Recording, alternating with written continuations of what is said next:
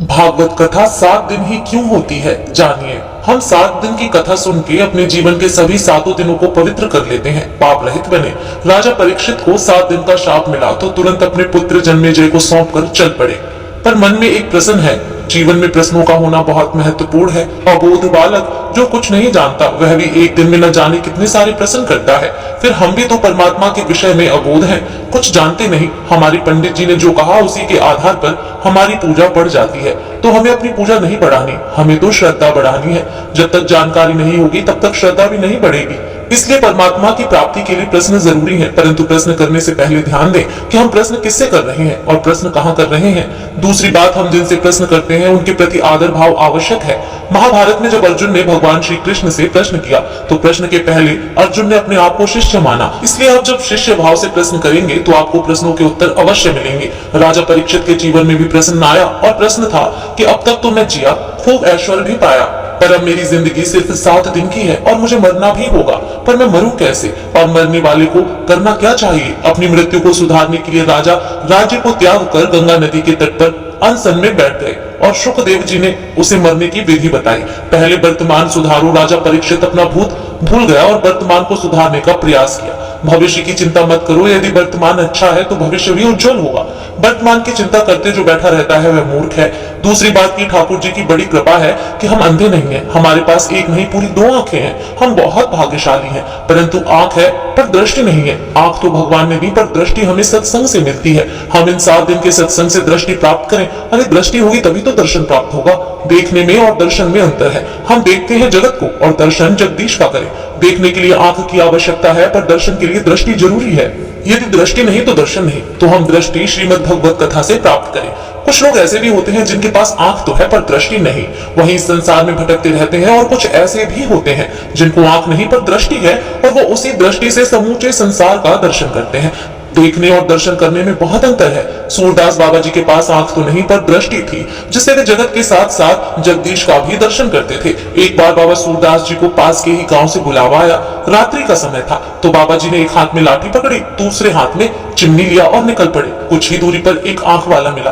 बाबा को देखा। बाबा जय श्री कृष्णा। बाबा शब्द पहचानते हुए बोले जय श्री कृष्णा। आंख वाला बाबा, इतनी रात को कहाँ जा रहे हैं? बाबा, बस यहीं पास में भजन होना है, वहीं जा रहा हूँ। आंख वाला, अच्छा अच्छा। पर बाबा के हाथ में चिमनी देख वह चकित हुआ और बोला, बाबा बुरा न मानो तो एक बात कहूँ। बाबा बोले, हाँ हाँ बोलो, क्या बात है? आंख वाला बोला, बाबा आपको तो दिन में भी कुछ दिखता नहीं तो रात में क्या? आपने ये चिमनी क्यों लिया है? बाबा मुस्कुराते हुए, हाँ तो ठीक कहता है, पर जिनको आंख है उनको तो दिखेगा और वो मुझसे टकराएंगे नहीं। और बात भी सही है, आंख वाले ही यहाँ वहां भटकते हैं। ऐसा तीखा जवाब दिया बाबा ने कि उस आंख वाले की आंख खुल गई। सूरदास जी के पास आंखें नहीं थी पर दृष्टि थी। बिना आंख वाले के पास यदि जीवन जीने की दृष्टि है तो बस उनको जीवन का सही मार्ग मिल जाता है। श्रीमद् भागवत कथा क्या है? श्रीमद् भागवत कोई पुस्तक नहीं, कोई साधारण ग्रंथ नहीं। श्रीमद् भागवत तो भगवान श्री कृष्ण का साक्षात वांगम श्रीमद् भगवत तो भगवान श्री कृष्ण का साक्षात वांगमय स्वरूप है। यहाँ पर एक परिभाषा देते हुए संत कहते हैं, भगवता प्रोक्तम इति भागवतम। भगवान ने अपने मुख से कहा, जो है भागवत, भगवान नारायण ही भागवत के प्रथम प्रवक्ता हैं। भगवान नारायण ने सर्वप्रथम भागवत कथा ब्रह्मा जी को सुनाई, जिसे कहते हैं चतुश्लोकी भागवत। ब्रह्मा जी ने अपने पुत्र नारद जी को सुनाई, नारद जी ने व्यास जी को सुनाई, व्यास जी ने उसका विस्तार किया। व्यास का एक अर्थ विस्तार भी है, तो व्यास जी ने विस्तार किया भागवत को 12 स्कंध और 335 अध्याय तथा 18,000 श्लोकों का विस्तार किया। फिर व्यास जी ने यह भागवत कथा अपने ही पुत्र शुकदेव जी को सुनाई और शुकदेव जी ने राजा परीक्षित को सुनाई और उसी समय यह कथा सूत जी ने सुनी।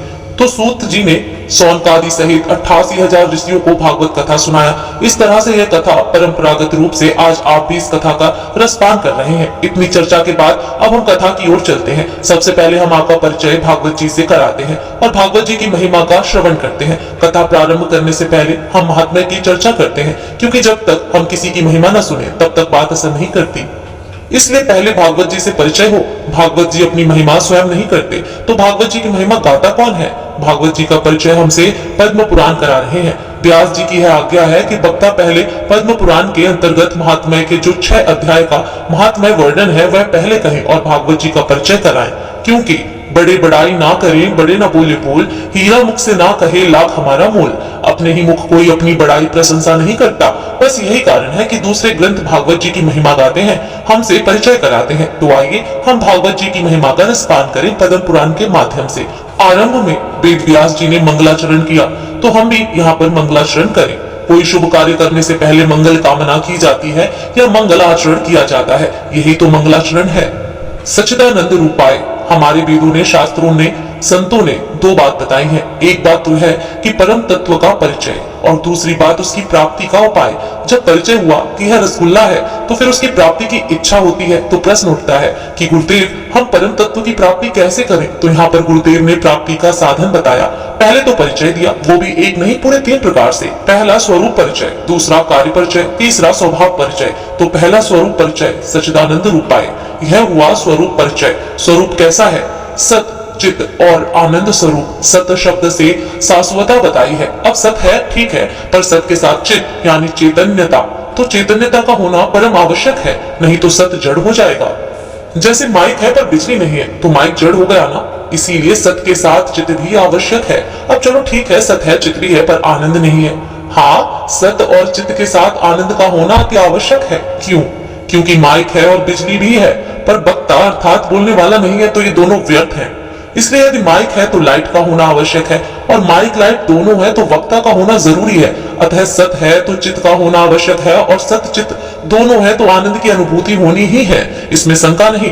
तो परमात्मा कैसा है? सत्य, चित और आनंद स्वरूप। यह हुआ स्वरूप परिचय। किसी ने पूछा गुरुदेव वो करते क्या है? तो यहाँ पर कार्य का परिचय दिया। क्या करते हैं? विश्व की उत्पत्ति करते हैं। आगे आदि शब्द भी जुड़ा है, तो आदि का मतलब उत्पत्ति ही नहीं करते, और भी कुछ करते हैं। क्या? उत्पत्ति, स्थिति और लय, मतलब जन्म भी देते हैं, पालन पोषण भी करते हैं, और फिर विनाश भी कर देते हैं। किसी ने कहा महाराज उत्पत्ति, स्थिति और लय तो हम भी करते हैं। अच्छी बात है, पर उसकी उत्पत्ति, स्थिति, लय में और उत्पत्ति, स्थिति, लय में बहुत अंतर है। हमारी उत्पत्ति में मोह है, पालन में अपेक्षा है, और लय में शोक है। हम उत्पत्ति करते हैं तो संतान से मोह होता है, हम उसका पालन पोषण करते हैं, पढ़ाते लिखाते हैं, योग्य बनाते हैं, फिर हम उससे अपेक्षा रखते हैं कि अब तो हम बूढ़े हो गए हैं, अब पुत्री हमारी सेवा करेगा। ये अपेक्षा है, पर हमें मिलता क्या है? उपेक्षा। हमारा ही बेटा हमें अपनाने से मना कर देता है। मोह हुआ, अपेक्षा भी हुई। अब यदि देववश किसी दुर्घटना में वह पुत्र मारा गया तो शोक भी हो गया, परंतु परमात्मा को न तो अपनी उत्पत्ति पर मोह होता है, ना ही अपेक्षा और ना शोक। क्योंकि जहां मोह है वहां शोक, और जहां अपेक्षा है वहां उपेक्षा का होना अनिवार्य है। भगवान सूर्य नारायण हमने जब से देखा वे समय से उदय समय से अस्त होते हैं, पूरी पृथ्वी को प्रकाशित करते हैं, जिस कारण ही हमारा जीवन है। तो क्या उन्होंने आपको कभी बिल भेजा? पवन देवता, वरुण देवता ने कभी किराया मांगा? हमारी हवा लेते हो, हमारा पानी पीते हो, लो ये बिल चुकाओ। ब्रह्म को अपनी सृष्टि में न तो मोह है और ना ही अपेक्षा। उत्पत्ति, स्थिति और लय, यह परमात्मा का कार्य परिचय हुआ। अब इनका स्वभाव कैसा है? तापत्रय विनाशाय श्री कृष्णाय वयम नुमः। तो स्वभाव कैसा है? महाराज नमस्कार करने मात्र से मानव के तीनों तापों को मिटा देते हैं, इतने दयालु स्वभाव के हैं। केवल नमस्कार करने मात्र से सारे दुख दूर हो जाते हैं। राधे राधे, जय श्री कृष्णा।